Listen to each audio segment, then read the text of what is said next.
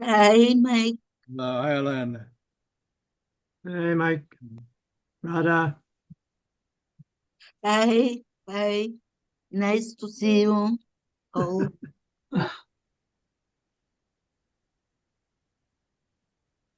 Hello, everyone. Hello, Ed. Ed. Okay, Ed, don't worry about rabbit holes, okay? They, you know, it's just as good to find out something doesn't work as, as it works, right?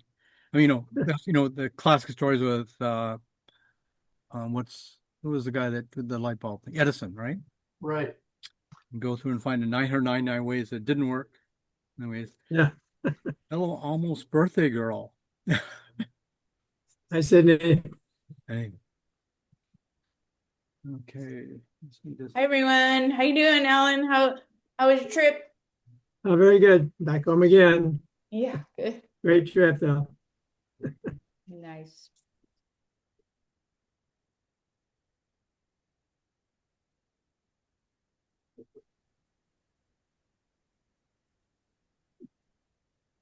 So why aren't you guys out there grilling things? I'm in Los Angeles. Oh, oh, those are not typical Hawaii sconces there. I'm at my sister's house. What part of LA? Los Feliz? Do you know where that is? Los Feliz? I don't know.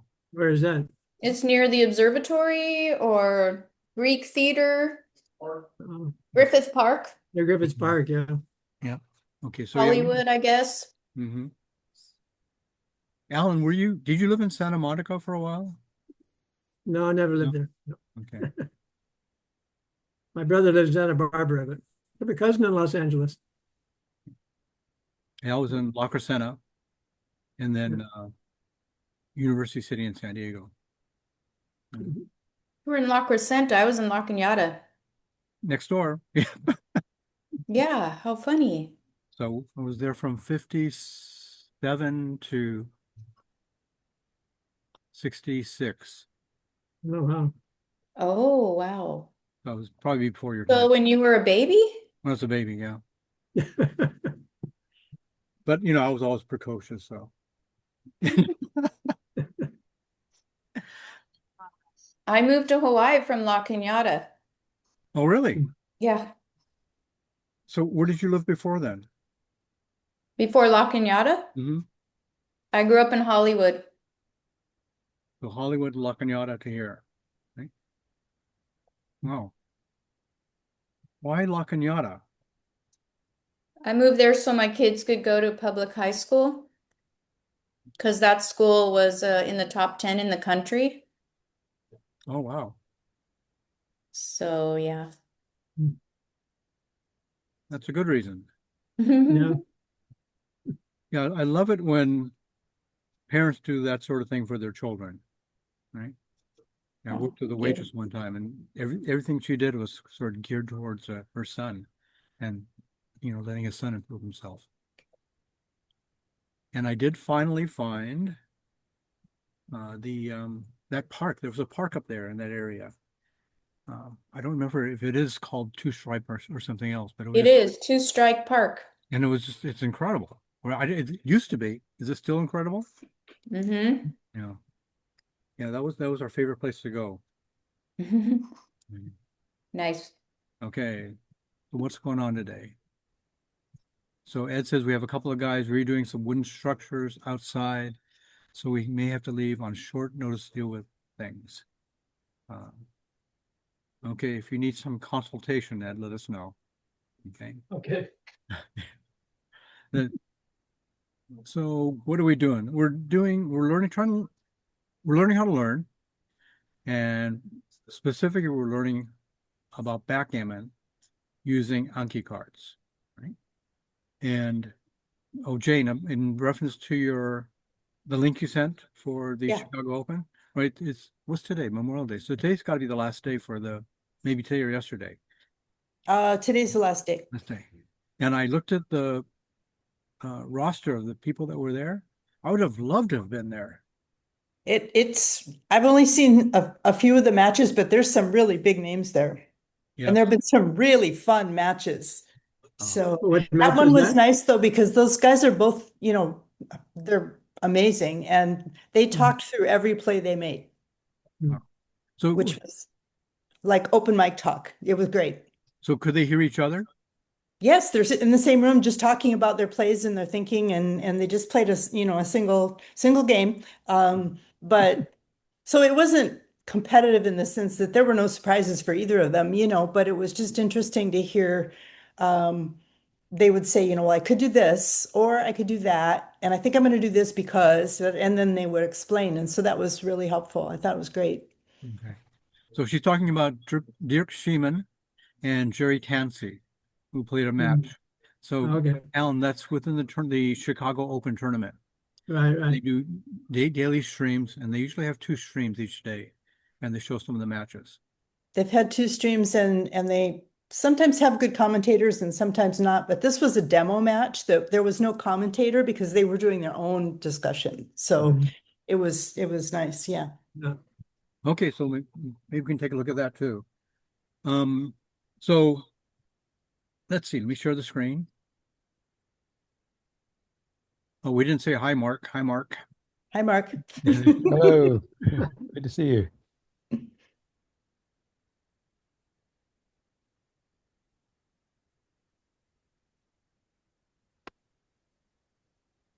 Back.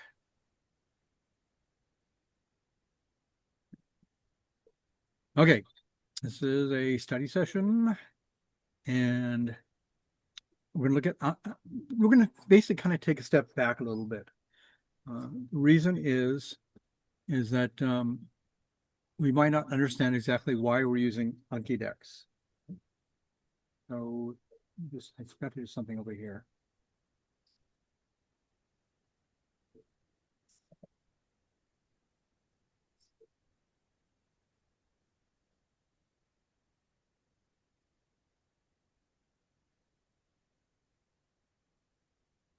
Thank you, guys.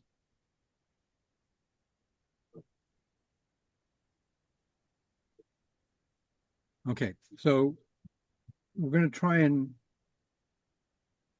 show through example of how this is used, okay? Because Anki alone or flashcards alone won't cut it. And you need that spaced repetition algorithm on top of that. There are a number of free Anki decks, and we'll learn how to take a deck and filter decks down to narrow the scope. So in our case, what we're going to be doing is we're going to be tagging our cards a lot and then using that to filter down. So maybe it's something on cube action, right? That sort of thing. So importing a free Anki deck. It's really easy. Okay? And we'll go through use the Anki app. Okay? So just basically, let's just do it. Let's just go there. It's really, really easy. So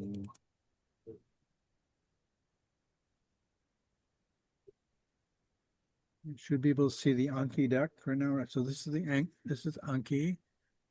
Let's go back here and look at the decks. So these are the decks that I've downloaded and I have on my Anki app.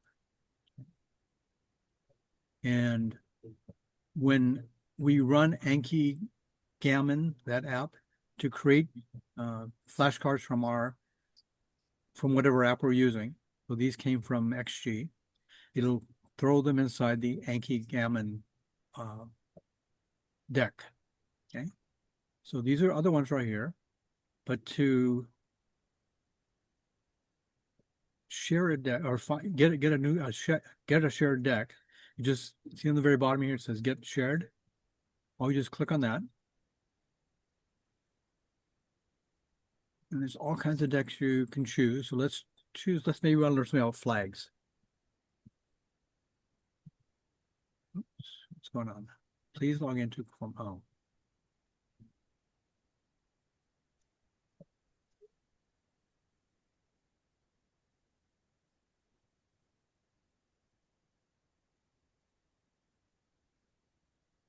Okay, let's go confirm it.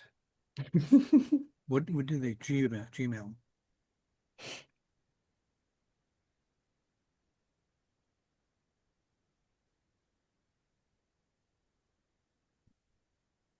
Okay.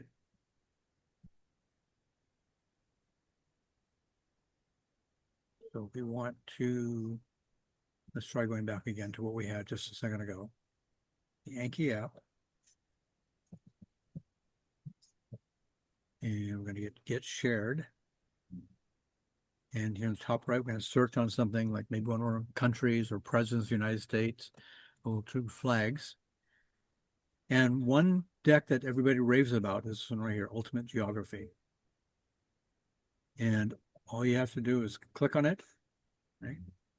And then it downloads. It should start downloading right away, actually.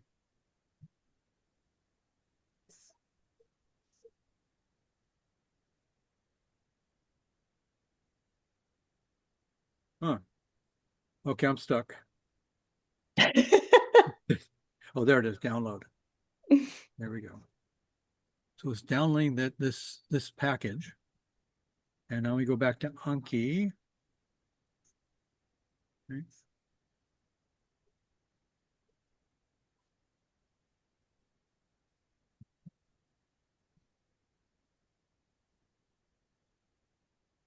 should show up, but if it's not, let's go back to the instructions here.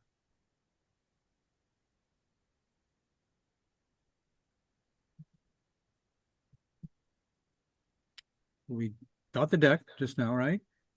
It's a .8.a package. And then open it to the computer, da, da, da, da.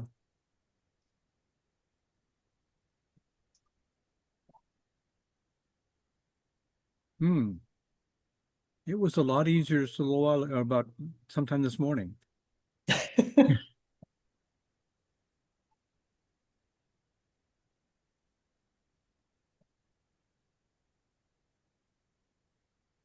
And I'm pretty sure that that was all I had to do, right? And it went through the whole process of sharing them. Okay, one I did yesterday was this one, the Jeopardy one. Okay. So this was the more recent seasons, 39 to 42. And then this ultimate one is seasons 1 through 38. And just to get an idea of the way Anki works, just we'll say study now. And Anki, you set parameters in how many cards you want to see each day and how frequent you're going to see them, right? So what's the answer to this right here? Notorious. It's the category is notorious. After the deed, he leaped to the stage shouting "Sic Semper Tyrannis." So you guys can scream it out. Booth. Booth, yeah, John Wilkes Booth, right? So this is just like a Jeopardy clue on the board. And they ruled in court that you cannot copyright this sort of information. So this sort of thing is legal. So you just say, okay, I come up with a Booth, and we found it pretty easily, maybe. Let's say show answer, John Wilkes Booth. Okay, these different buttons right here are, again, means I completely blanked. I couldn't figure it out. Okay, it was hard in that, I figured out the answer, but I had to really think about it. And then good is easier, and easy means, it's like a millisecond to figure it out. Okay, so this case we'll say easy. Okay. 4-letter word, either pull the trigger or what's in a jigger. Okay. And let's say anybody have an idea? Shot. That's right, S-H-O-T, right? So show the answer, this 4-letter word, shot. And let's say we had a little harder. We got the answer, but a little bit harder this time. So we say hard. Okay, basketball defense or Serling's Twilight area. Zone. Okay, so show answer. But let's just say we didn't know it at all. Okay. So I'll say again. It's all in the 4-letter words category. Jump. Oh, jump. You don't want to sing it? You don't want that. No. So you do a self-evaluation every time you do it, right? And you tell, and so that's the thing, it learns when to show you something again. Okay? Hmm. So we're not going to go through and do all 40, but anytime you want to, at any point, you can edit the card, front or back, right? So this is round 2. So this is a double jeopardy. Value 600. Is it a daily double? No. And if there are any tags, and let's go down a little more. The category is 4-letter words. And you can do any type of comments you want here. And you can put, as this appeared in 1984, and you put notes you want and tags. So for us doing backgammon positions, let's say we just do it with 2 tags. We want to do a checker move or a cube decision. Let's say those are the only 2 tags we have. Then when we go back and study, we can say, okay, we want to look at our cube decision because that's where we really fail. And maybe we're pretty good at figuring out when to take or drop if somebody doubles us, but maybe our bigger errors occur when we fail to double in the first place, or when we double when it's not correct, right? So, and that's the case with most people, is that offering the cube is the harder part, which is why we say over and over again, look at it from your opponent's point of view, use Woolsey's law. And you're pretty good at that, at looking at it and say whether to take or drop. And so look at it from that point of view, and that'll help you make a decision about whether double or not double. So you can edit these cards, all the way down. You put quite a bit of information on there. Okay. Mike, how did you open that panel? Where the camera will come here. Oh, okay, and that here's the screen, right, with the question and answers. So this is the clue itself. On the bottom left is a button called Edit. It might be hidden behind. Okay. Can you see over there? It's Edit. You hit the Edit button. Edit. Okay. Okay, Got it. Okay. that's where I got stuck. Okay. Yeah, it should have been a little more clear. So the ultimate geography deck I found because I was looking to learn flags, right? So we know there's over 200 nations in the world. Well, they call them sovereign states here. There's 59 territories in this deck right here addressed, and world regions and other entities. And for those, they have 103 cards, but for the 205 sovereign states, they have 820 cards. There's 48 oceans and seas, right? We know the 7 big ones, right? But I didn't realize there's 48 they call oceans, right? And there's 7 continents, and so for a total of 319 unique notes, 978 cards, and 221 flags, and 319 maps. So there's more cards than there are unique notes, because you can ask a question from either, let's make it bigger. Because you can ask a question from either side, right? Maybe you show them the flag and say, what country is this the flag of? Or you ask, what is the flag of the country? Right? You can do either way. So and you can ask other different bits of information. That's where there's more cards than there are unique notes.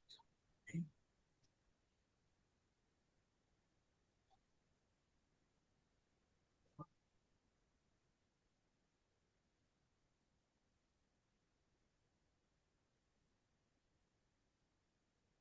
See if that's good. Okay, then how do we filter cards to a more limited area study? Okay, so if we're using BG Blitz, then there's a tab for Performance Coach and all flashcards by a certain tab. There's BG Blitz,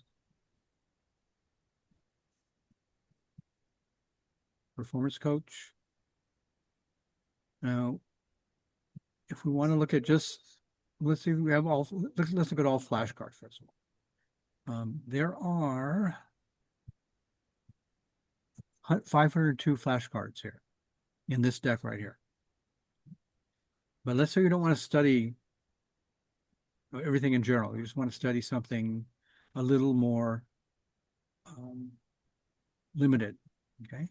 So we can choose tags, and these are the ones that he has in there right now. And let's check a few of them here. And say, okay. And none of these tags were on any of the cards in that deck. So let's try.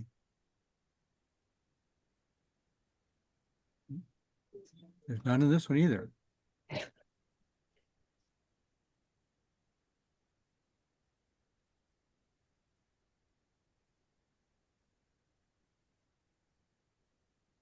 these two are here.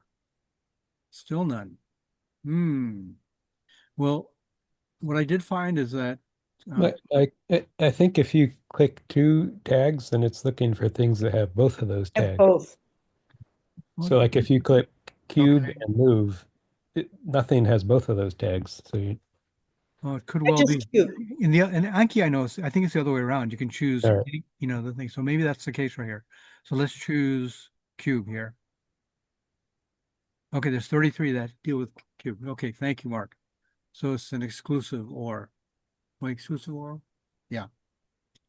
Okay, so for this one right here, we are the bottom player, or which one? Should the top player double? This one you guys should know cold, right? If it's for if it's 0-0 to a 21 point match, you know whether this is a cube or not a cube, and whether it's a recube. Okay. So what do you think? Should aquamarine blue double pumpkin orange?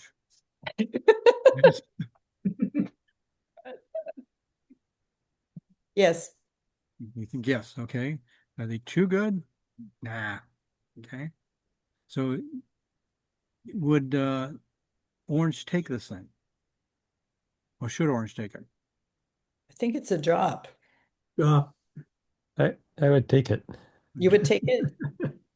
So what, Yeah, orange has more than 25% chance. right, so 9 out of 36, more than 9 ways to Okay. win, right? So they'll win on any ace, and there's 11 of those, so already that's a take. Ah, okay. And nothing, that's, yeah, that's all, just the 11 aces. Okay, so yeah, it's a double, it's a take, right? So this, if you guys can, when you use new BG and use the cards he's already got preloaded, you can say, okay, I want to take it. Or let's say you reject it, okay? And regardless, you after you're done, you say show solution. Okay. And it says, hey, this is your equity if you take it. Double if you choose double take. And you'll do better than if you don't double, if you don't double. And you do really good, really well if you double and they reject it. So can we go back? I don't know if we can go back. Okay.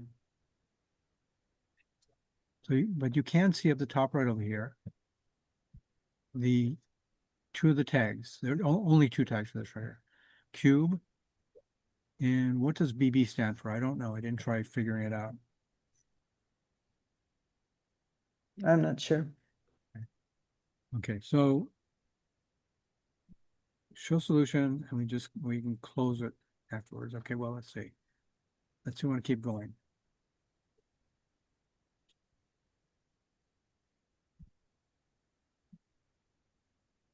I'll take show solution, then go on to the next one. Okay, and what's the question here? Should the bottom player double? Should the top player accept? What do you guys think? No double, too good to double, double take, double reject.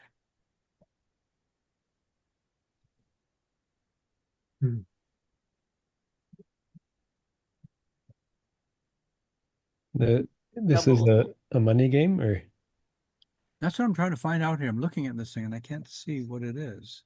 So it's, yeah, it says there money game, like, right? Oh, money Yeah. game right there in the card itself. Okay. Yeah. Oh, Just looking around the board here, and I don't see anything there. Yeah, money game, should bottom player double, should top player accept. So who says no double? Who says, I don't know. I think these kind of really hard. yeah, this is kind of hard, right? Who thinks too good to double? you're good to double, yeah. So if I don't think it's it's too good. too good, okay, I don't think so. think No, so. okay. Oh, I don't think so. Okay.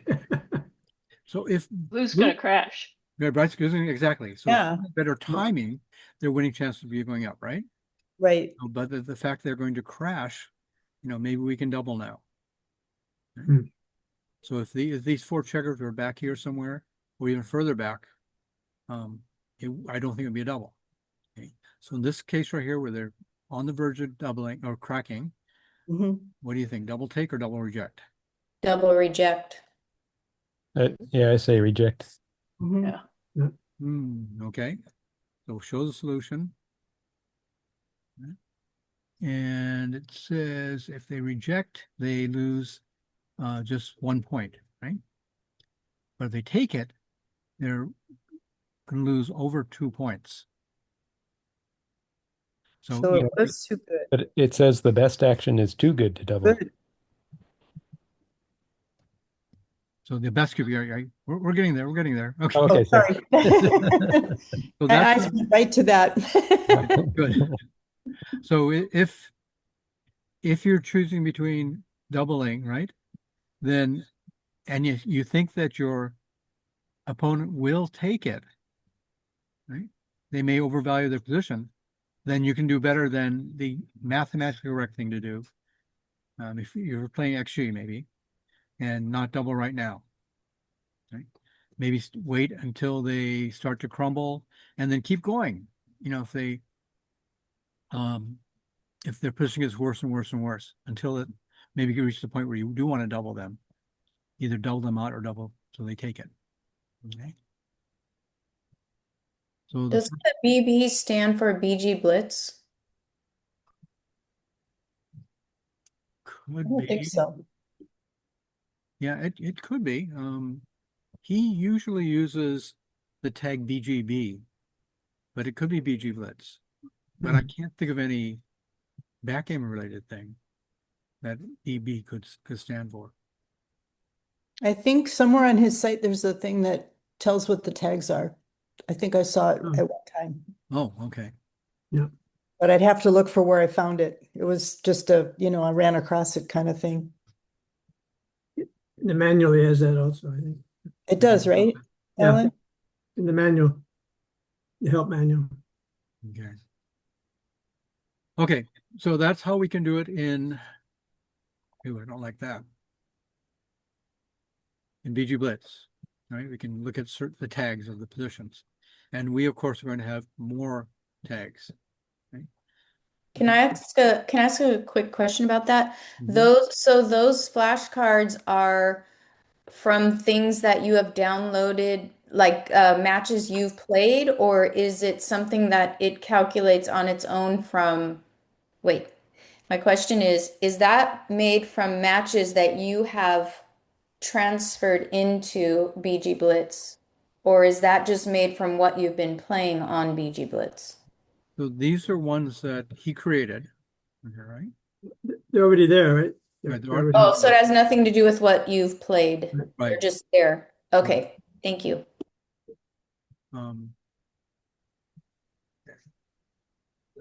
So if we want to filter cards to more limited area study, one way we can do is by using tags, right? And fairly easy also. But let's go back to Anki on the decks. And let's see. I didn't choose a card or a deck, did I? Okay. So which one of these should we choose?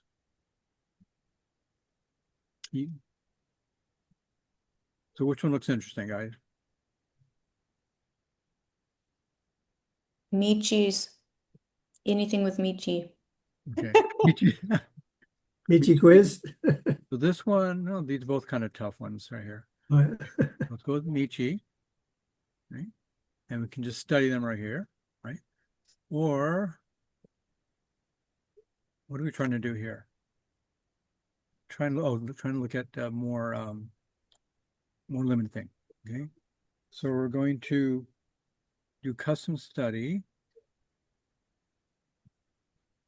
right here. Okay.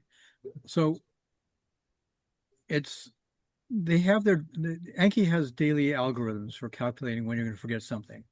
Custom study is kind of outside of that. It's like it doesn't go against the data that it gathers for you about what you're learning. So you want to study more cards, then it gives you the daily limit for. Then you can do something like custom study. That's one way to do it. Okay. So we can say study by card or by tag, and we can choose tags. Okay. And so in Anki, right, we can have one or more of these tags right here. Okay, so it's an inclusive or in this case. So let's say we choose a bunch of them here. Let's maybe just choose one. I don't know if Anki or if Michi has any blitz ones in here. Let's try and see. Okay, there's one inside here. One that has the tag for blitz. 64 for black. White owns the cube. Black's ahead in the pip count. White has one in the board on a point and one on the bar. Their checkers are well positioned to improve if they can survive this blitz. Should it be played like a blitz or should it be played like a priming game? Because you got a pretty solid primer here. So what do you guys think? My instinct is to blitz. That's a good instinct, right? And why is your instinct there to blitz? I can't explain my instinct. Okay. So if we're going to argue, Reaction. but we're going to break up our prime to blitz, right? Now, I mean, if we blitz, we have a chance to get a gammon, right? Which is a lot better than a single game. And especially if we keep them from anchoring. We have the basic criteria for blitzing because there's 4 checkers back here, right? Which means there are 11 checkers in the zone. So remember, 8 is usually not enough to do an attack, but sometimes it is enough. 9, you can start thinking about it. 10, you should almost definitely go for a blitz. We have 11 here. So it would kind of argue for us attacking. So if we have decided on attack and we want to win 4 points instead of 2, what's the best way to do it? Do we hit? Right? And if so, which of these 3 do we hit with? So we think that we should probably hit with the 6 and not the 4, right?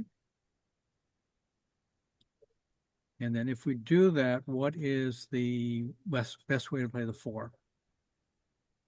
We focus just on this side of the board and going after a blitz, bringing more ammunition into the fray? Or do we split our back checkers to attack the checker on the 16 point? Or do we just bring 2 in?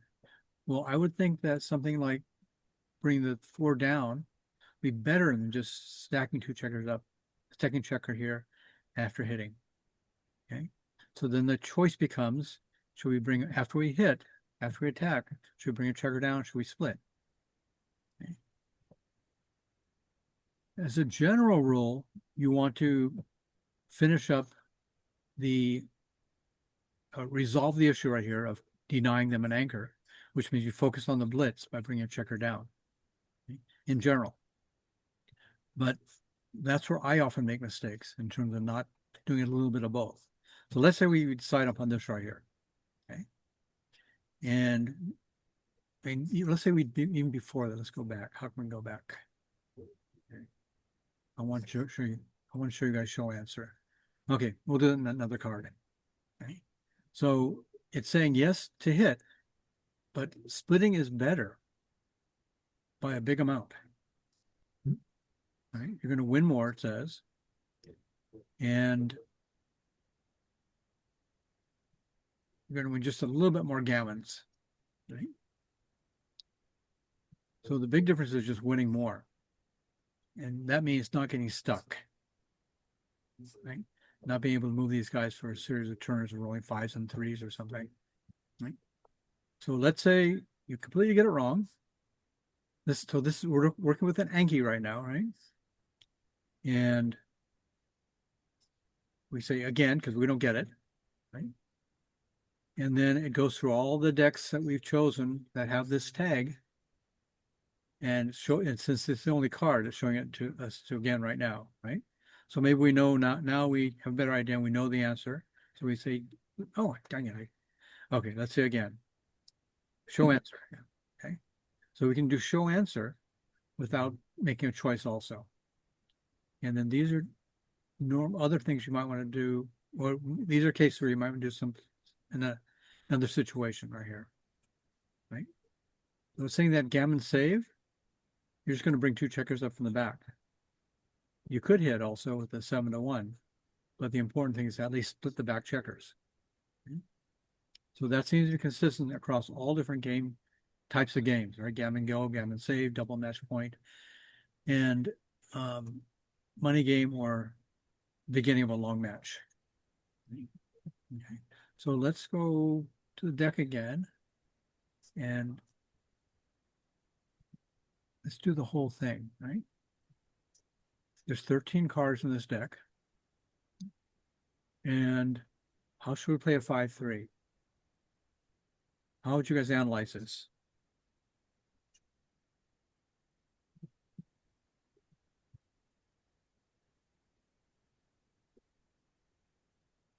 Well, our game plan looks like a priming game. So we could make the 8 point, extend our prime. Mm-hmm. On the other hand, he's also playing kind of a priming game. We could escape with 3-5. Mm-hmm. And who's got more checkers back? We do. We do. So even their prime isn't as good. It's a broken 4 prime as opposed to our solid 4 prime. We have to worry more about not having the timing to complete our game. If we don't escape a checker soon, we can start marching forward here, right? So it looks like running out from the back here might be better than making this point right here, right? Making a solid 5 prime. So at least 23 to 20 and 11 to 6 or running out completely. So what about running out completely? Anybody say nay? I say yay. Okay. And XG says it's a big blunder not to do that in all situations. Whereas in gammon go, you might want to consider hitting. Right? Hitting on the 3 point. So after you make your decision, you say, okay, was this hard or was it we got it right, but we had to really think about it.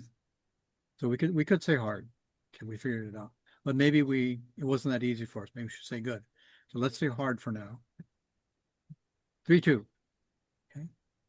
This is near the beginning of a game. And what kind of games are we playing? It looks like we're probably playing an attacking game, right? Because we rolled double 5s to bring 2 checkers from the 13 point to the 3 point. So we already have 10 checkers in the zone. And look at they're playing what kind of game are they probably playing? Priming. Priming. Right? So that means that we probably want to split, right? If they're playing a priming game, we probably want to split our back checkers. Mm-hmm. Okay. So, okay, so all the plays that they show there all have some kind of a split. So which one should we do? What do you think? C. B. Okay. That looks pretty natural, right? So Yeah. we could bring 2 up here, but it's going to give them a chance to double hit us here. Let's try. I think this is good, and also this is good too. I think A and C are both good. Okay, so it says 2 up is the right play. And it says it's the right play in all these cases. Well, you know why this card is in this deck right here. It's for us, but also because Michi made a mistake, and that's why he has this card. He did this wrong, right? So where does our splitting come in? Okay, look at all the plays that are the top plays. They're all splitting plays, right? In the case in double match point, all these splitting plays, and gammon save, except for one right here. Gammon save with 13-5, just playing from here, 13-5. 3-2. Well, 13-8. I'm sorry, 13-8.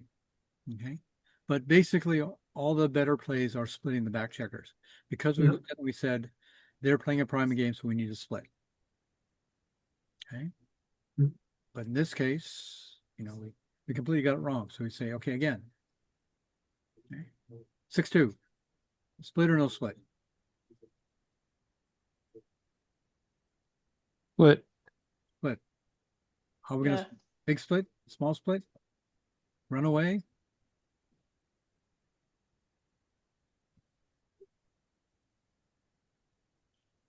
D. Okay, yeah, this looks natural, right? Uh, So we say D, and it says no, we got it wrong. Don't run away. Says, run away, run away. Run Right? away. And in all cases, that's pretty much the right thing to do. And with 24-18, 13-11 comes closer, is a double match point and a gammon go. Okay, we want that contact. Okay, so just running away, it says. So we got it wrong. So we say again. Okay, let's find that some of that are. Are we running because we're ahead in the race? Oh, can I go back? I can't go back right now. Can I? Okay. We'll see it again pretty soon because it was hard for us. Okay. Are these ones that have his video also, Mike? Yes. So after, let's look at. We'll point that out next time. Okay. So let's choose how to play a 5-2. 5-2. On the bar, so Oh, gotta come in. 5 is forced. Five or No, it two. could be a 2. Could be a 2. 2. Oh, could be a 2, sorry. Yeah. Yeah. Hello. How about D? D. Sydney, your track record so far, though, I don't know. 15-8. Let's see, 5-2. I like D. Right. C would be coming on the 5-point, which covers more of the outfield, but it creates a dilly builder here. That checker's not going to be as useful on this 4-point as on the 6-point. Bar 18, just keep it going. Try and control the outfield again. And then 2 up. Let's see, bar 20. So checker here and a checker here. And again, just like what we said about the last position, allows them to attack us a little easier by coming to these 2 points right here. Okay. They don't have much to attack with. Exactly. Right. They don't have much to attack right here, right? So that's why it's a little easier to do this way than the other. But does it gain us something? It does improve the chance to make an anchor on one of these 2 points, right? Okay. So what's the consensus right now? I would do D. D. 2 for D so far. I think D also. Okay.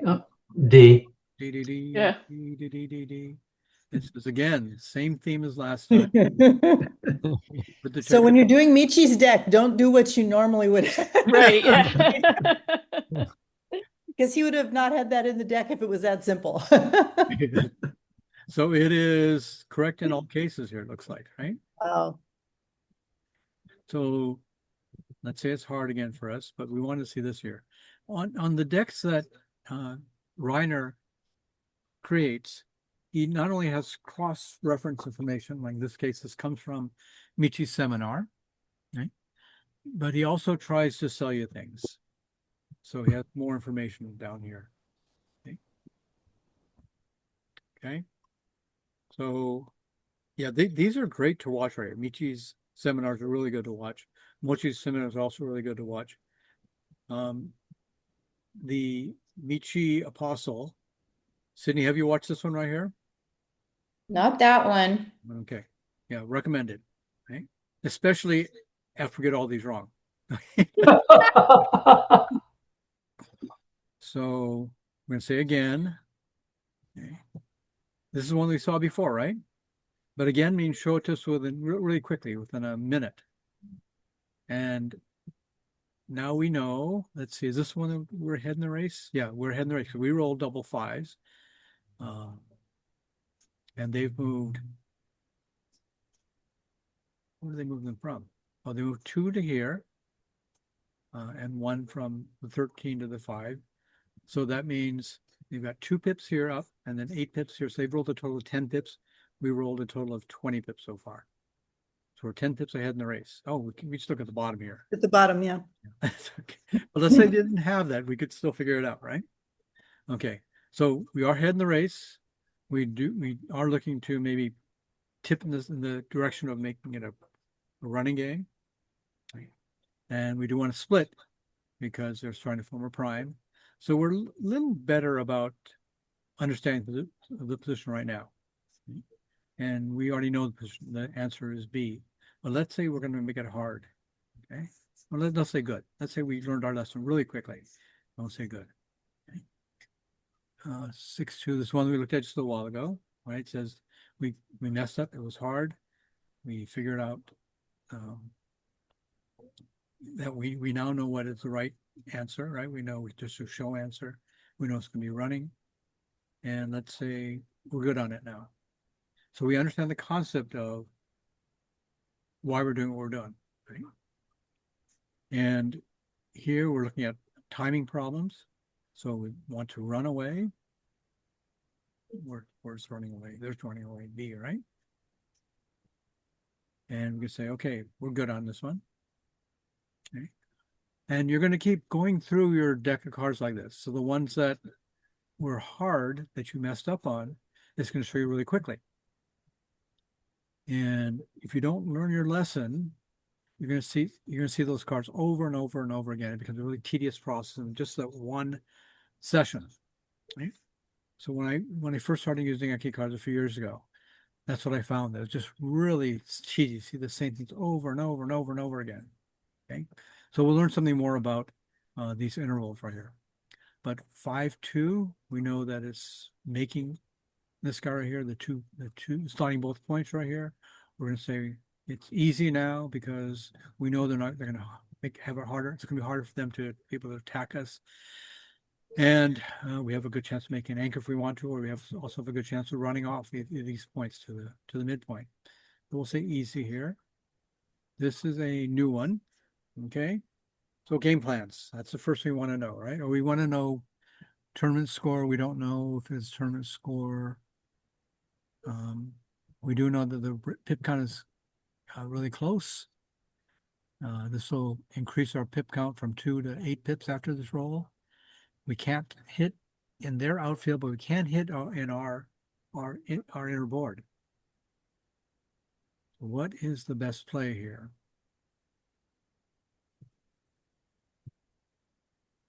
What's the next thing we do after we look at the tournament score? The next thing is game plans. What are the game plans? I mean, they might be attacking. Could be, yeah, they could go either way, right? These are pretty powerful positions. They go either way. At the moment, they're looking more priming than attacking. We have 10 checkers in the zone, so ours is a stronger attacking game. They have 6 from 15. They have 9 checkers, so they don't have an especially strong attacking game. Okay. So with knowing that, how should we play this move right here? We decided we're 2 even, and we're not going to double.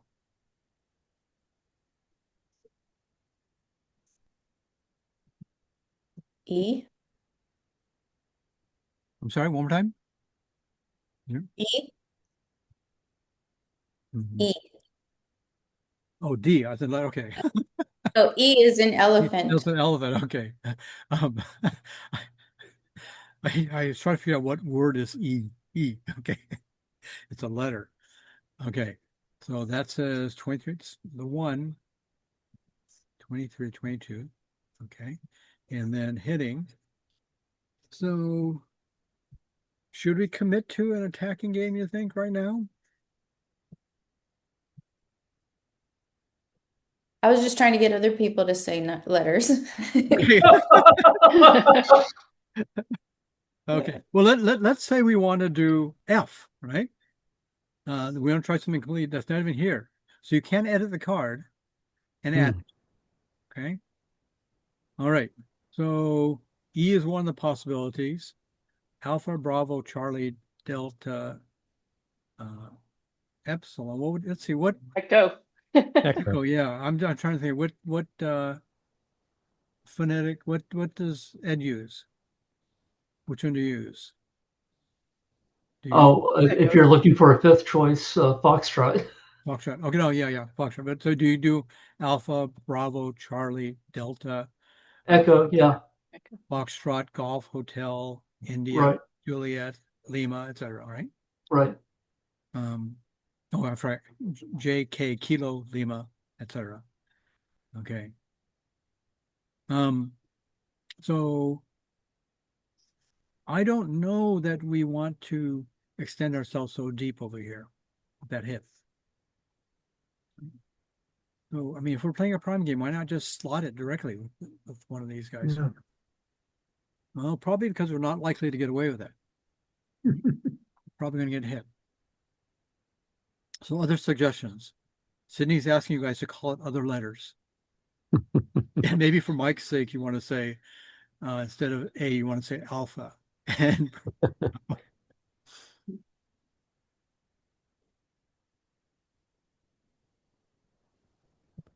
I don't know. I like Echo. okay. Otherwise, we're not doing anything. Oh, okay. What about playing kind of quietly? 13 to 8 and 23 to 22. Right? So notice that Yeah, you shouldn't be buttoning Yeah. up. You shouldn't be buttoning up, right? Should not. I'd be 13 to 8. Okay. 13 to 8 and then maybe right here. Okay, so let's see. Let's go with what the group says. We can do show answer. We can do that. Either one. Let's just show answer. It says just try and come out 24, 18. 23, 18, 65. So the important thing it's saying is you got to come out further, not just a small split, come out further out here. Hmm. And it's saying that for all these cases, 24, 18. Although the other 23 to 18, 6 to 5 is right behind it. They're really close. Right? Well, that's interesting. This stick is only done at plus plus. Okay. So let's say we had trouble with it. We go hard. Okay. I'm trying to get to the end of this deck right here. Maybe we're not going to do it. Okay. 6 to 2. This is so game plans. They've got a better priming position than we do, right? Ours could be either way priming, but the stacks here say, hey, you can probably do better by attacking with the stacks here. Okay. But not with this turn. Okay. So how should we play a 6-2 here? Pretty close race.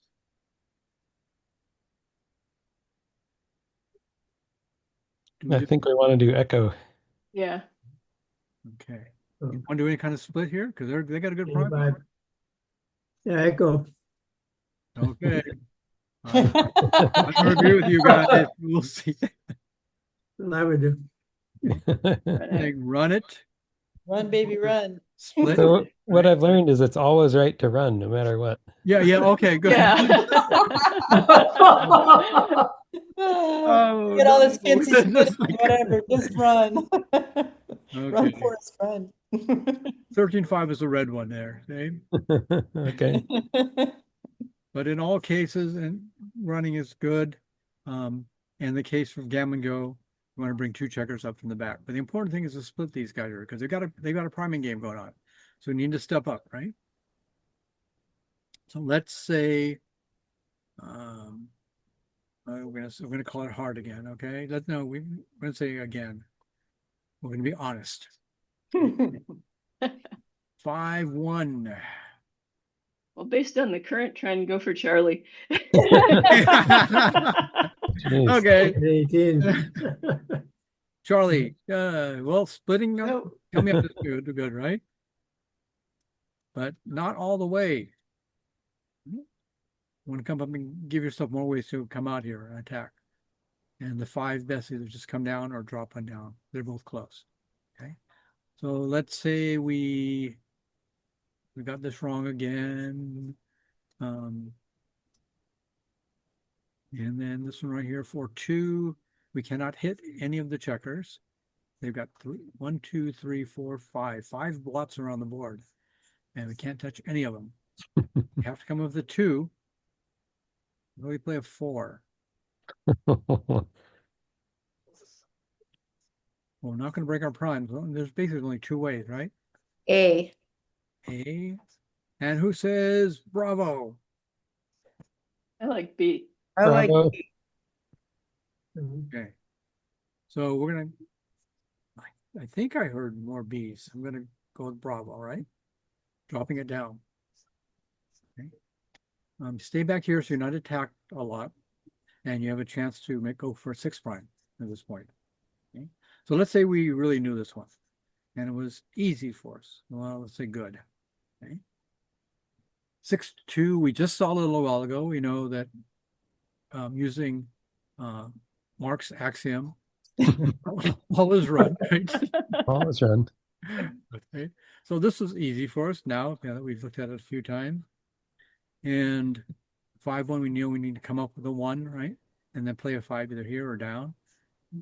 In this case, I would kind of lean towards playing to the 3 points, even though it's the dilly builder, because we're keeping a spare on the 9, the 13 point. So let's see. Let's say we go with this guy right here. Okay, when the 2 top plays, and let's say we're good at it. Okay. 6-2, we say we've got to run. Okay. And now it's easy for us because we've seen this position a few times. Now what do we do with the 6-5 here?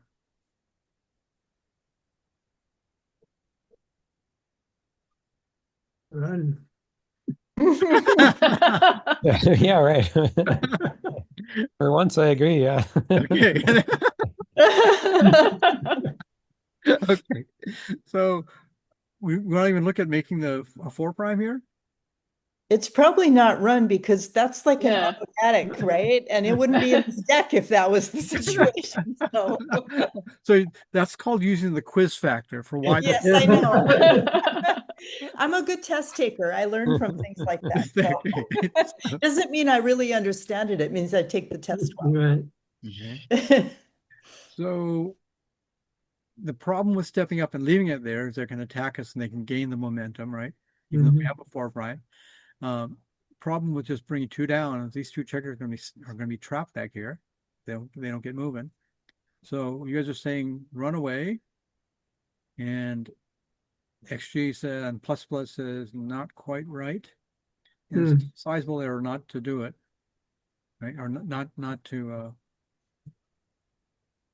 leave it there and make the point right here. So let's say we find this one hard. Oh, we got to find, we're going to have to eventually get to easy here for some of these guys right here. Okay. 3 more new ones and 7 we have to learn better. Okay. 3-2, we know we have to split, right? The question was how? We know we're supposed to split both of them up there. Yep. Right. And then now let's say it's easy for us now. And there's still 10 cards in this deck or 9 cards in the deck. This is 6-2, our basic theory of running away. Easy. 5-3, timing issues. So run away. Easy now. 4-3, a new one. Okay. We really don't want to break these guys up here, right? That's a good defense. So should we just play 13-6? I'm sure that's what Michi did. Yeah. What do you guys think? Well, Pip counts close. Mm-hmm. So we can lean a little bit away from the content game plan. little bit more towards a priming or an attacking game, which means we're not as adverse to breaking our back anchor because the pip count is close. So A as in apple. Yes. D15. Run it out. Run with it. Okay. Gonna get, So gonna get hit again. okay, let's choose with our front. Well, we're on the front back. Yeah. Okay, you guys got to come to a decision. Alpha. Alpha, agreed. Delta. Oh. It says because the race is Okay, close. Mark. It says you should Run, have baby, chosen- run. should have chosen this one, this running play instead of the running from this point right here, right? Isn't that what alpha was? Yeah, alpha was 22. 15. That's running, right? 20, you did 20 to 13, right? No, 22 to 15. You 22 to 15 what you guys chose? Oh, okay, good. Okay, good. So let's say, That's alpha. hey, this is easy for us because we went through the reasoning and we know that we can break the back anchor because the race is close. Okay. So 5-1's an old one. So say we have to step up somehow, right? And we know that this is the best stepping up play. 24 to 18. Let's say now it's easy for us. 2 brand new ones and 3 to relearn. So 2 to 6, 2 is easy. You have to come in. But do we break our anchor with the 6? Or do we play 10 to 4? If we leave this guy back here, we have a better chance of making this point, our bar point. But if we split, kind of dangerous, huh? We'll get attacked. Well, we'll get 6s to make the point, 5s to hit on his 2 point, and 5s to hit out here if we come out. What you guys want to do? Come out. Hey, come on, she's just goading you guys. I like coming out too, actually. Yeah. It's a big mistake not to do that. Okay. Bar 17. Okay. Right, because they've got 3 checkers back here, right? I mean, that's where I've been making. I used to make some mistakes was trying to keep that anchor, even though we're gonna be the one running. We're gonna be the one running out of time, Right. because they've got the 3 back here or something. So okay, let's say for us it was easy. Okay, but here you want to be really honest with yourself about choosing, right? Okay, 5-4. Is there a hit? Here's a hit and split right here, stepping the 4 up and hitting with the ace to increase the chance of making this. Okay, so first of all, game plans. Well, looks like we're doing a priming game. Well, it could They're be attacking. could Or be attack. attacking. Yeah, this Yeah, close. Okay. So if they were playing more of a priming game, they would, which they're not because they've got the 3 point made and they don't have the 4 and the 5 points made. Then if they're doing more priming, you want to step it to the edge of their prime, right? So that's not a big concern here. But should we just play quietly and make the 2 point?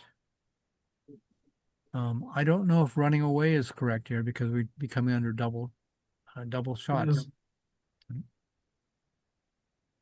Or do we do that old-fashioned hit and split to come up and try and form a stronger anchor? Okay. What do you think?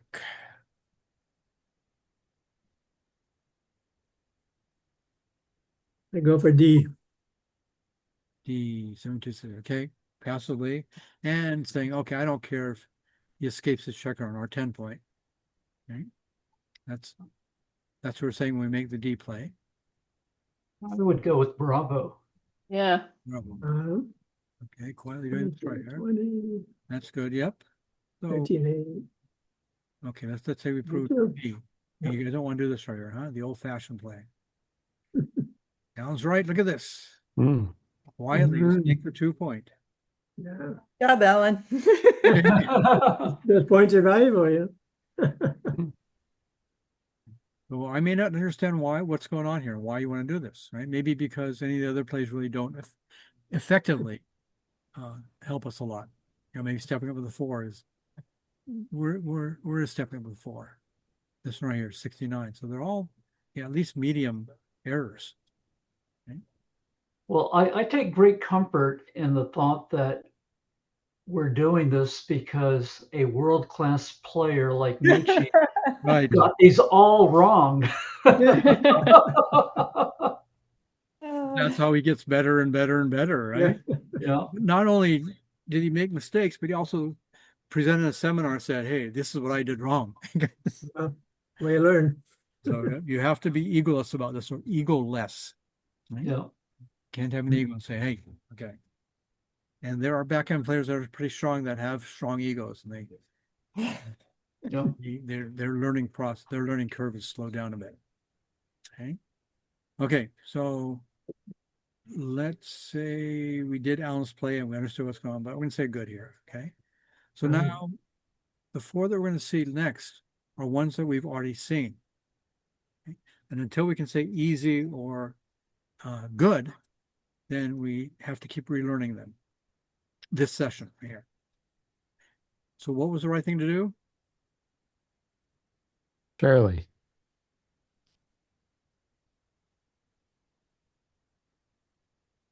Actually, I don't remember. Is that right? I don't remember, but I know Bravo, it's not 2413. Okay. It was bravo. Oh, shoot. Yep. Alan's correct. Bravo. Okay. And let's say it's easy for us now, although it really isn't easy, obviously. And then oh, this is yeah, we're relearning this one right here too. You can see the 3 in red. Okay. So 5-1. It's important to step up, right? Mhm. And let's say B, right? Let's say it's easy now. And we'll have to choose a good also, right? So 2 to come in and 4 down or 4 up. Which one was it?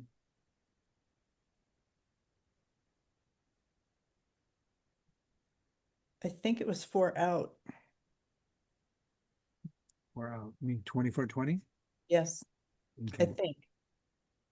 So show the answer and says, hey, bring that down and extend your 5' to 5.5 prime. Bar 22, yeah. And let's say it was good. We Much for knew my the dad. answer and it 13 wasn't and that hard 9, for us. yeah. Okay. And then 5-4, we know to make the 2 point because all the ones aren't as effective, and an asset is a long-term goody thing. So don't break a point to make a better point, break the 8 point to make a better point, but make the 2 point. Right? Okay. And let's say it's good for us also. And we finished the deck for now. Okay. There Woohoo.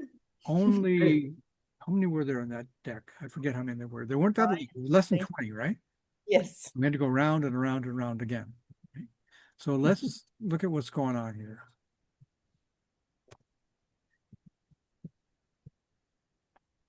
So we did that. Okay, so what do again hard, good, and easy mean? Okay. So again, you need to be honest with yourself in choosing which of these 4 buttons to pick. And again means just completely got it wrong. Okay. So it'll in the case that we just saw, it'll show it to us again within 1 minute. Okay. And hard means we got it right, but we had to think about it. So initially it may say, show it to me within 10 minutes or something. Right. Good is so both these are here, all 3 of these we answered correctly, but how well did we know it? Easy is immediate, effortlessly. Right? So it pushes the card further back. Maybe it'll push back to 3 months from now, the first time around. The next time you do it and you see easy again, might push out to a year from now. Right? And So good if you is, come back, right? I'm sorry? if you come back on one that you said was easy and then you don't remember what it is, do you start all over again? Yes.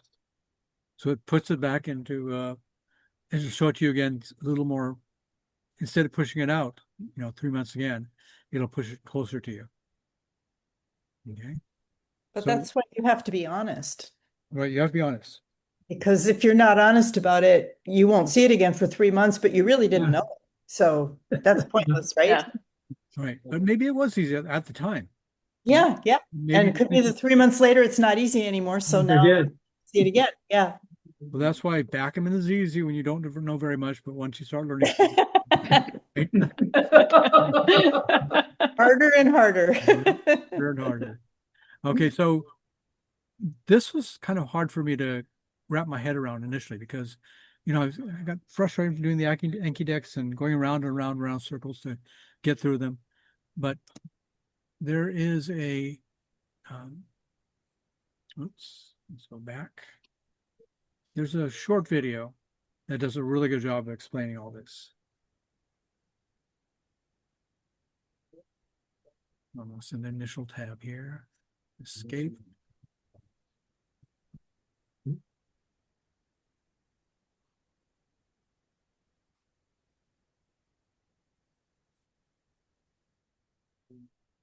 Okay. Full screen. And let's see, it says we got a commercial. We can skip. Oops. And we have to go all the way back to the beginning. Welcome to Anki 101 with the Anki. This video is going to be discussing what it means when a card is in the learning phase versus when it is graduated, and how that ties into the Anki algorithm. This will help you better understand what happens when you hit the again, hard, good, or easy buttons. So here is the Anki. Okay, so now we've got our new card here. We're going to go look in the browser. Under learning, there's our card. And you probably don't have this already, but I have ease and interval. If I right click up here, you can choose what you want to see. So you can see it's considering it a new card, but we haven't done it yet. So we're going to go and do the card. Click there, study now, show the answer. And I'm going to click good, which means it'll come back in 10 minutes. And it popped right back because I have it set that I can learn ahead if I don't have any other cards to learn. Now into the browser, we're going to go look at it now. As you can see, it's in the learning interval with an ease of 250%. Okay, we're going to go back, show the answer. I'm going to say I forgot it. I got it wrong. So I'm going to click again. We'll go back to the browser and see what happens. We can see the ease is still 250% and it's still considered being learned. If we go back, it's going to make me do 10 minutes again. So I'm going to click it, do it again another time. Now it's going to go to 1 day. Click it, now it's gone. Now if we look at it in the browser, the ease is 250% and the interval is 1 day. This is really important because at this point, the card has graduated. It is no longer considered in the learning period. If you click on this options thing here, and I click options, we're going to talk about these settings in a different video and what I recommend. But for now, just understand that the steps are the steps that the card has to take in order to be learned. The graduating interval is what it will graduate to once you've finished all of the steps. And the easy interval is if you hit the easy button. So this one, that's what my again button does. It sends it 1 minute. I'll see it in 1 minute. The good button does 10 minutes the first time I hit it. The second time I hit the good button, it'll go to 1 day, unless, of course, like I did, I reset it by hitting the again button. Now I had to go through the steps again. And now it is considered graduated. The important part in understanding this is that every card has a starting ease of 250%. Everything you do after the card graduates will affect the ease. While it's in the learning phase, it will not affect the ease. You can hit the again button over and over and over and over again until you've learned the card and you won't affect the ease. But after it is graduated, you will affect the ease, and that's really important to understand. Okay, this chart is really important that you understand because this explains what happens when we hit the buttons after the card has graduated. So if you hit the again button, your ease will decrease by 20%, and now it's going to times the current interval times whatever the settings you have in the lapse settings. We'll discuss that later. If you hit the hard button, your ease will decrease by 15%, and you'll take your current interval times by 1.2. So if your current interval is 10 days, you'll now see it in another 12 days, but it's going to decrease the ease, so you will see it more often from here on out. You hit good, the ease will be the same, and you just times by the ease. If you hit easy, your ease will actually increase by 15%, and you'll get the current interval times the ease times whatever the easy bonus that you've set. The default is 130%. I've changed mine to 150 to make it so they go out even further. Important to note that all of these are multiplied by the interval modifier, which is a default of 100%. But if you feel like all of your cards are coming back too early or too late, you can change that. Thanks for learning with the Anking. If you enjoyed this, please give us a like and subscribe to our channel.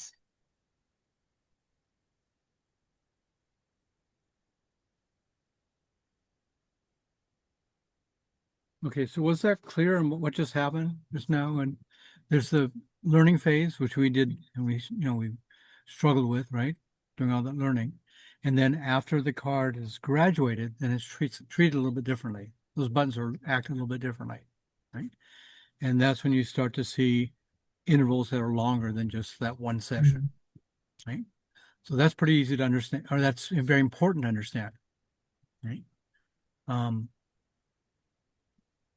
Okay, so any questions about that? I mean, so the link is in this video right here, so you can go back and look at it again if you need to. And that encapsulates a lot of what's going on when the algorithm chooses to space it out, right? Because flashcards alone are not good, right? But that spaced repetition of choosing when to see it again, when to review it, hopefully just before you forget it. That's what makes Anki better. Okay. Okay, so Ed, do you have any designs on learning Japanese, maybe? No, I don't. I do not. Okay. I was gonna, so there's tons of decks out there already. And you could, if you want to study the vocabulary for Spanish, you just download a free Anki deck, right? And get it. That's easy. Okay. So we're going back to, where am I going to? What if it's easy for you, like one card's easy for you, but you still want to keep reviewing it over and over because you really want to like just get it like ingrained into your brain. Can you just keep pressing again, or is that ruining the spatial presentation, whatever you called that? Okay. The space repetition. Yeah. You might want to choose hard if that's either hard or good, right? Not Okay. easy. But Choose both hard. yeah, both those will show it to you more frequently. But you can't put, if you don't want to see it again, after all, don't put easy. And if it's not again, which means show it right away again, don't hit that. So it's gotta be one of the two easy ones you want to push. Okay. Okay. So again, you want to be really honest because Anki's going to start learning about how you learn and forget. And then after about a month of doing that, then that's when you turn on the Anki's SFRS option, right? There inside the Anki itself, you can don't turn on the spaced repetition algorithm yet. Put it on after about a month when it starts to learn about you. Okay, and then it'll be a much more effective way to learn once you do that. Okay, you're reviewing fewer cards, but learning just as much. Okay, so okay, the most important part here. We're at the share. We want to go to. We got to share again. Sure.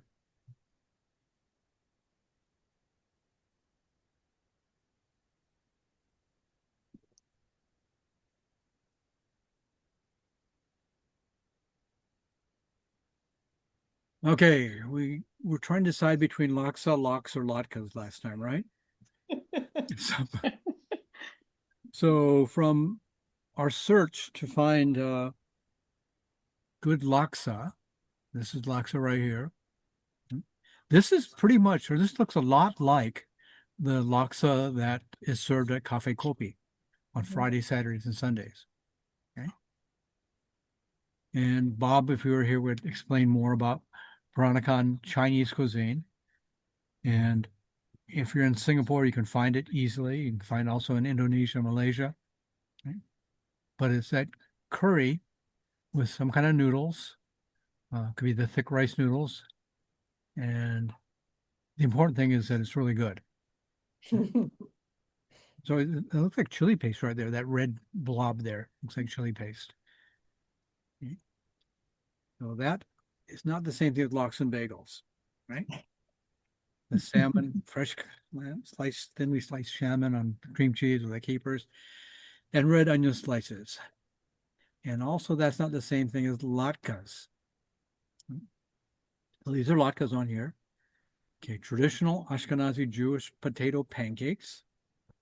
And it's a pretty simple recipe, right? Potatoes, onions, eggs, flour, or matzah meal. Now, okay, so you can read the rest of that there. But the story I wanted to share with you guys was when I used to run restaurants in San Diego, one of the places I worked was at a soup exchange. It's an all-you-can-eat soup and salad place. So Sydney and Alan, do you guys know that? Mark, you know soup exchange, right? Yeah, I went to your restaurant. Yeah. Okay, and so they Haven't been there. so there's also Soup Plantation, which is a direct knockoff, and other ones now, spices and tomatoes, right? Mhm. So in the restaurant industry, one of the ways to keep your food costs down is to not throw anything away, to utilize everything that you have coming in the door, right?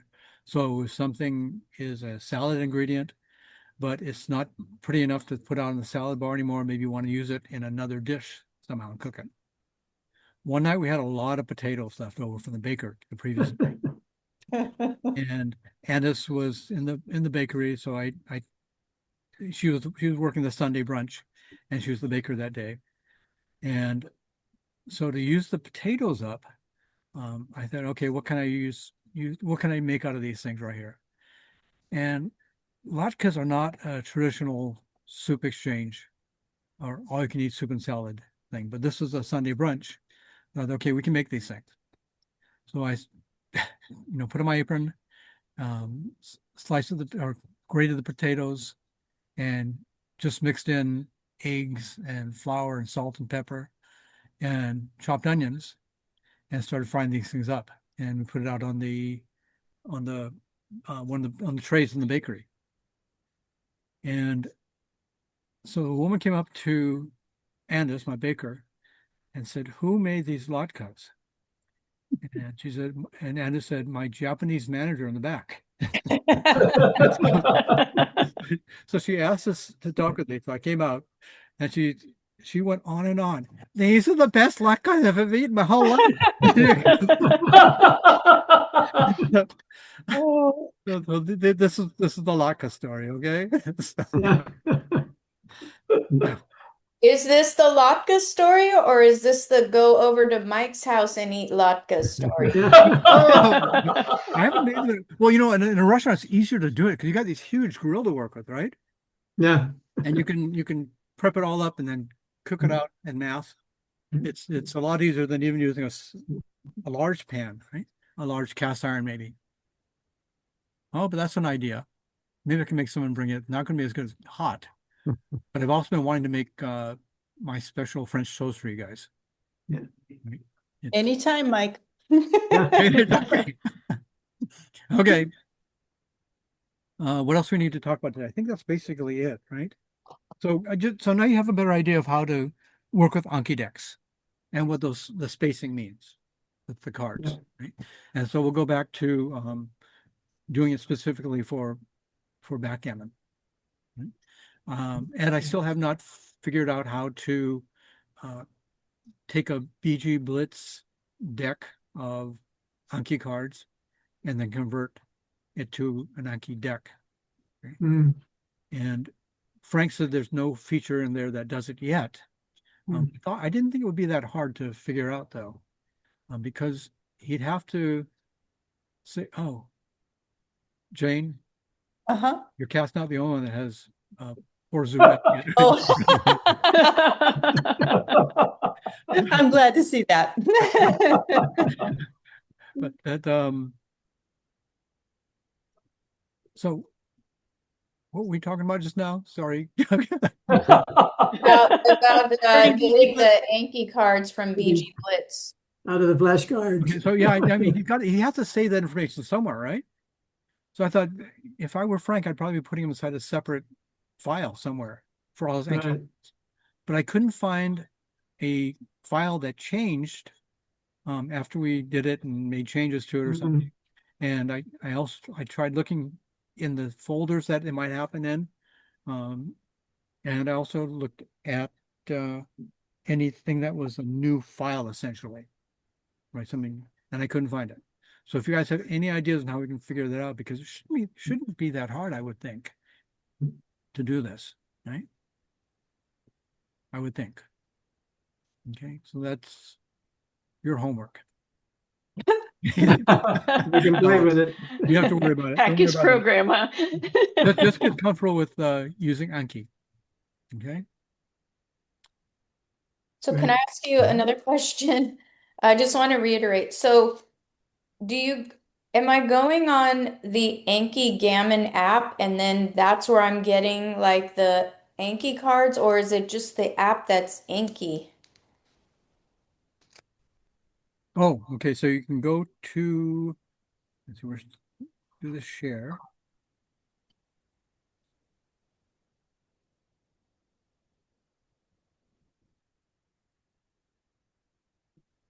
And go to the app. It's Anki app.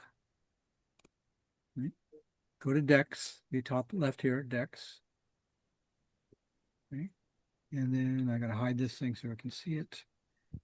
See the bottom here says get shared. Okay. So there's like 3 parts of Anki. This is the app right here. Go to get shared. What is the app? I guess I'm not sure what the app is. Is it called Anki Web? It's called Anki, A-N-K-I. Oh, just Anki app. Anki. Okay. Okay, so it's taking us to Anki Web and it links to a ton of different kinds of decks right here. Okay. Okay. So the one we said flags, there was just, Yeah, we're learning different things. right, there's all these different kinds of ways you could look at it, right? Right. If you just want to learn country of the worlds and the flags or something, but yeah, people made other, the ones that they raved about was this first one, right? Ultimate Geography. And learn from that. And I've been having fun actually going through the Jeopardy one. You know, the deck that has every Jeopardy question. Well, there's two decks from season 1 through 38 and then 39 to 42, right? You can do languages too, right? So that's what you want to find. But Mike, where are you getting those backgammon decks? So there were some that were, well, let's try. I've never done it through the Anki itself, but it's probably going to show up here, right? Here we go. So we could grab any of these right here. So Francois Tordeau is a really strong French player. And so we did the share already, right? Get shared. And we can click on this. This is what it looks like. And say, okay, we'll give it a try. Let's download it.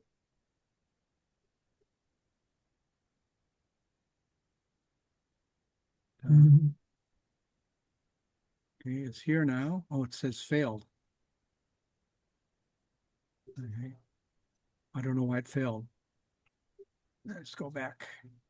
Try another one. Let's bring our back checkers guidelines.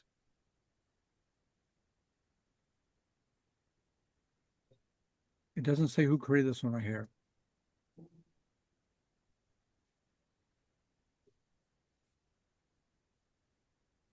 Do you guys see anything that tells us who did it?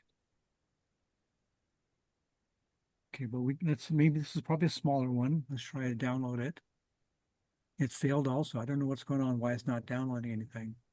There's a lot of room on this hard drive. Okay, so anyway, that's all I have to do, Sydney. And then, So how did you get Michi's? so Michu is one that was already here. I think that was one of the original ones. And when, oh no, I went to, oh, back up, text here. Or split, let's go with this one here. Study, let's just study it. Study now. And choose something. Okay, so down here, Reiner Berkel has a website. Okay. On that Go there, website. and he has free decks and decks you can also pay for. Oh, okay. So this is XG2 Anki. And sorry, so it talks about the Anki mobile data. So one reason, there's a couple reasons why we want to make our decks available in Anki is that you can take the mobile Anki app and let's say you're out of the mall and you're waiting for your significant other to finish shopping and you want to, get some learning in. You can do it on your smartphone, right? But you can't do it with BG Blitz unless you carry it around with you, right? You can't use the flashcards in BG Blitz on an app. So Frank says, maybe he'll do that eventually. And so Reiner Berkel has created a service, the XG2 Anki service, but there's also the one that we have, right? Anki Gammon. We can do it ourselves. But his is a little more thorough in terms of creating a more robust and a card with more information on it. Right? So you can download several free decks, but also there's a number of ones you pay for. Okay. So here are some of them. I think we can do this right here, right? No, these are position database.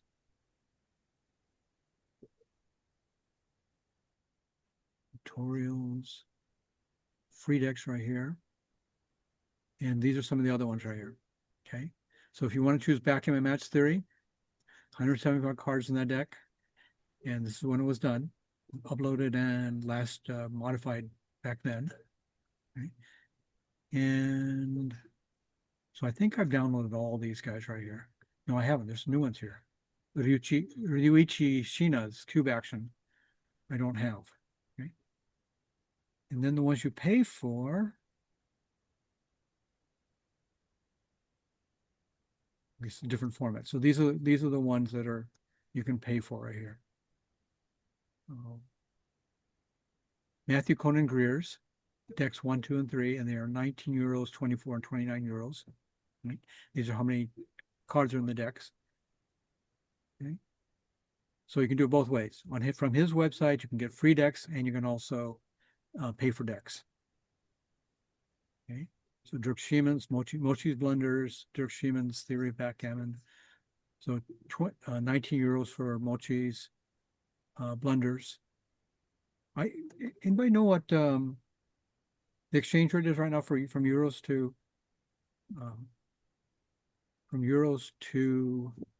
dollars? I think it's 1.7. 1.7 now. Let's see, it says it's one. Oh, that one's lower. I'm talking. 1.16. So and before it was 1.17. Oh, interesting. Oh, it's only a narrow range over there. Okay. So that would mean that we're paying like 2/10 more, about 21, almost 21 euros for this deck right here. $21, right? Okay.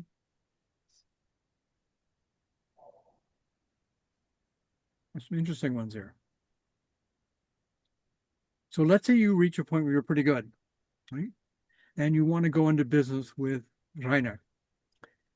You can say, I've created this Anki deck of things that I got wrong.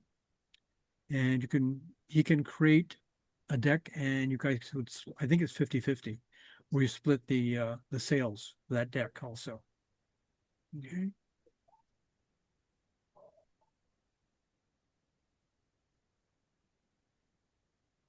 Well, there's quite a few, huh? So these are all Ryuichi Shina's Cube Action Encyclopedia. Wow.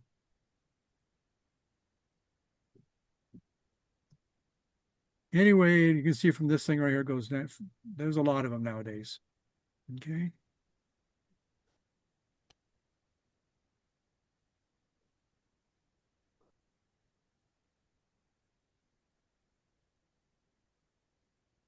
Okay.